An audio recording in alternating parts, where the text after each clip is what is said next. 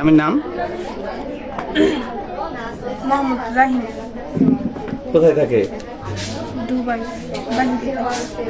আপনাদের বিয়ে হয়েছে কতদিন হয়? 5-6 মাস। আজকে যে ছেলেটার সাথে ঘটনা, সে সাথে পরিচয় কিভাবে, কি হয় আপনার? এমনি কিছু হয় না। পরিচয় হলো কিভাবে? পরিচয় আপনার ফেসবুক থেকে হয়েছিল। পরে এমনি ও আমার চিনে, আমার এক ভাইয়ের ফ্রেন্ড নাই কিরকম হয়, পরে আমার চিনছে।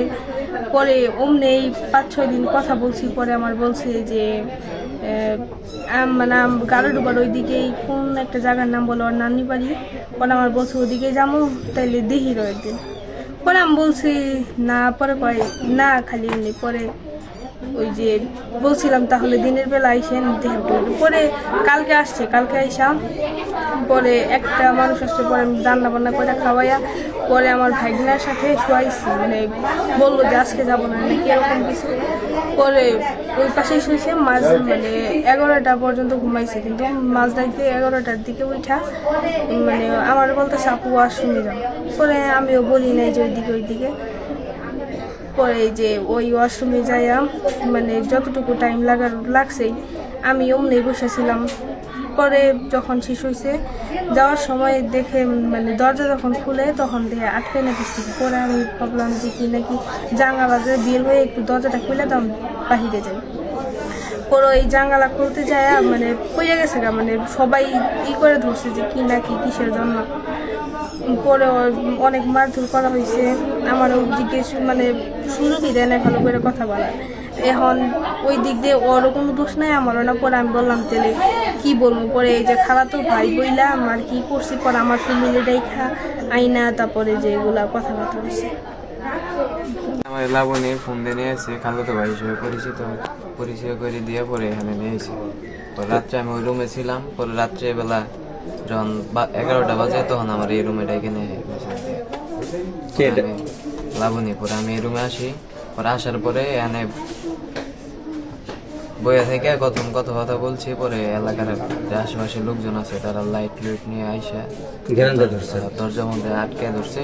পরে আমি ভয় পেয়ে জানলা দিয়ে পলান হয়েছিলাম। পরে এখানে থেকে পিছনে ওই সাইডে লোক ছিল। পরে এরা ধরছে। তুমি এখানে আসছো কেন? আসছে মেয়ে দেখা করতে বলছে, মেয়ে নিয়ে এসে। কে লাবণী? হ্যাঁ। ওর সাথে তোমার পরিচয় কিভাবে? পরিচয় ফেসবুক থেকে। কতদিন হয়? 5 দিন। এই যে আজকের যে ঘটনা ঘটছে এটা কিভাবে কি হলো বলেন তো? আমি একবার হাতে কদিন ধরে সম্পর্ক আমি ঠিক জানি।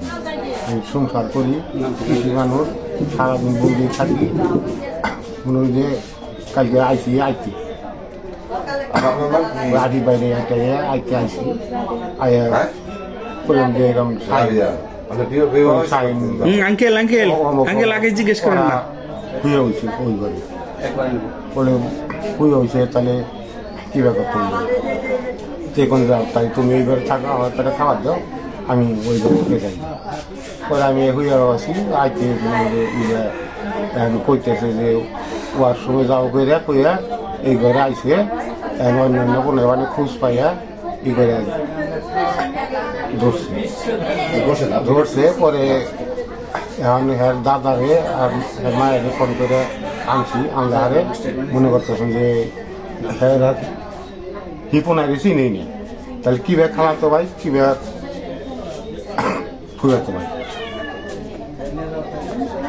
তো এখন আপনারা কি সিদ্ধান্ত নিচ্ছেন? এখন সিদ্ধান্ত নিয়েছি যে আমি বাপ মায়ের কাছে দাদার কাছে তুলে দিয়ে জমাতে দিয়ে তুলে করে কী করবেন করে নিয়ে আমি সংসার করি।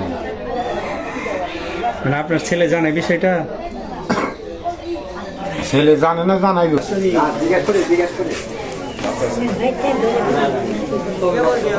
আপনার নাতিন কোন দেশে থাকে? কোন দেশে থাকে? হ্যাঁ, সব এলাকার মানুষ এখন জানে, সবাই এক জায়গায় বসছে, এখন জানে সবাই ওনার গার্জেনের জন্য আর কি।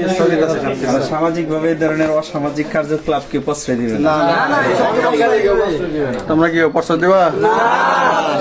আচ্ছা, থ্যাংক ইউ। আমরা যাই।